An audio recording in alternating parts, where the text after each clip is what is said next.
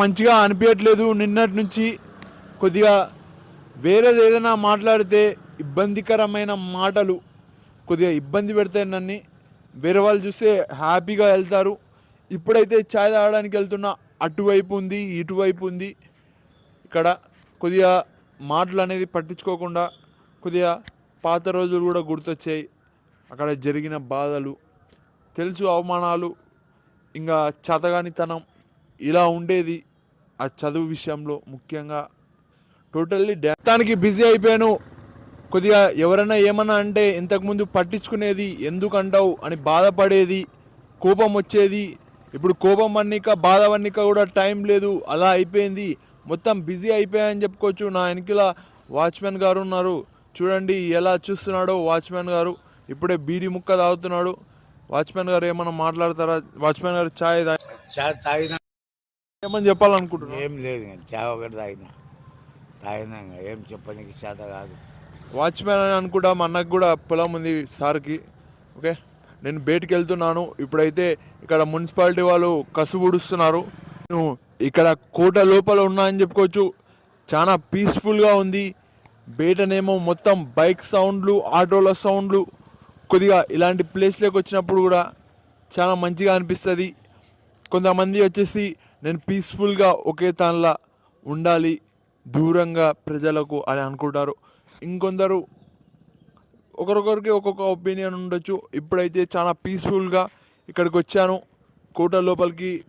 ఇక్కడ ఎలాంటి డిస్టర్బెన్స్ లేదు, మంది కూడా ఎవరు లేరు. ఏదైనా మనం కొద్దిగా పీస్ఫుల్గా ఆలోచించాలంటే ఇది మంచి ప్రదేశం అని చెప్పుకోవచ్చు. సండే అయినా కూడా ఇక్కడ పిల్లలు వచ్చారు. తైక్వాండ్ అంటే కరాటే లాగానే ఒక నేర్పిస్తున్నారు మాస్టర్ గారు గద్వాల్లో అని చెప్పుకోవచ్చు. ఇంకో సండే కూడా ఒక మామూలు డేగా చూస్తున్నారు. ఇది మంచిదని చెప్పుకోవచ్చు. ప్రత్యేకంగా సండేని మనం స్పెషల్గా చూడాల్సిన అవసరం లేదు, కానీ సండే అనేది స్పెషల్గా ఇక్కడ మనకు ఉంది క్యాలెండర్లో. ఇంగ్లీష్ క్యాలెండర్ అని చెప్పుకోవచ్చు. అక్కడ ఇంగ్లీష్ వాళ్ళు వచ్చేసి చర్చికి వెళ్తారు. వాళ్ళు ఏమీ కొద్దిగా పని లేకుండా ఉండరు, దేవుడిని వెళ్ళి వాళ్ళకు మొక్కి వస్తారని చెప్పుకోవచ్చు. మళ్ళీ హాలిడే అనేది నేను ఒకప్పుడు చూసేది ఒక హాలిడే లాగా సండేని. ఇప్పుడు హాలిడేని సండేని ఒకేలాగా చూడట్లేదు, ఒక రోజులాగా చూస్తున్న. ప్రత్యేకమైన రోజేం కాదు, మామూలు రోజులాగా. చూడండి టెంపుల్ ఎలా ఉందో. కొద్దిగా వెలుగు రాలేదు, ఇంకా వెలుగు వచ్చినాక చాలా మంచిగా ఉంటుంది. ఇక్కడ మా ఇంట్లో వాళ్ళు కూడా తిరుగు అనిల్ అని చెప్తున్నారు. ఇంతకుముందు తిరిగేది కాదు, ఇప్పుడు మా అమ్మ ప్రత్యేకంగా చెప్తుంది కొద్దిగా హెల్త్ బాగుండాలంటే అటు ఇటు తిరుగు అని.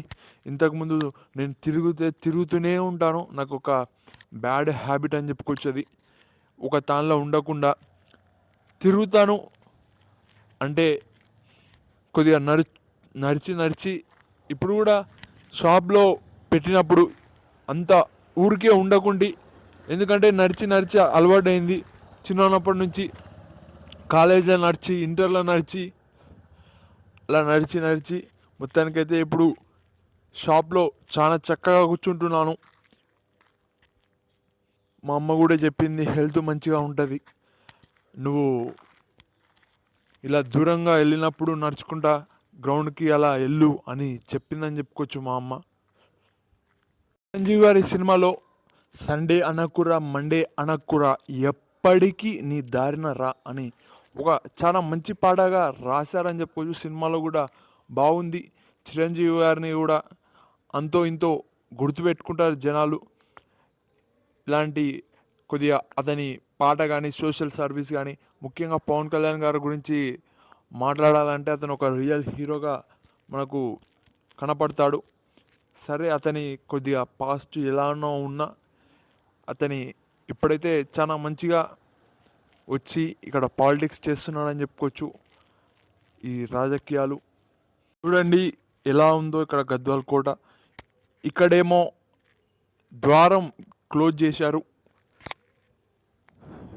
సండే రోజు టెంపుల్ క్లోజ్ ఉన్నట్టుగా మనకు కనపడుతుంది. నేను చాలాసార్లు వచ్చాను, వీడియో తీస్తూ మాట్లాడడం జరిగింది. ఇక్కడ కొద్దిగా లోపల ఎవరో ఉన్నట్టుగా కనపడుతున్నారు. ఇది పరిస్థితి ఇక్కడ టెంపుల్ దగ్గర. దేవుణ్ణి కూడా నేను మొక్కుతాను రోజు. దేవుడా అది ఇది అని మంచిగా ఉండాలి. ఓకే, నేను మొక్కేది, నేనేం మొక్కానో నాకు తెలుసు.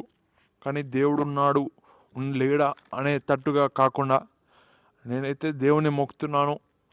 కొద్దిగా టెంపుల్స్ అనేది ప్రత్యేకంగా పోవడానికి ఇబ్బంది పడుతున్నాను, కానీ మొత్తానికైతే దేవుని అయితే మొక్కుతున్నాను. ఇక్కడ గేట్ ఉంది, ఈ గేట్ ద్వారా వెళ్తాను నేను బయటికి.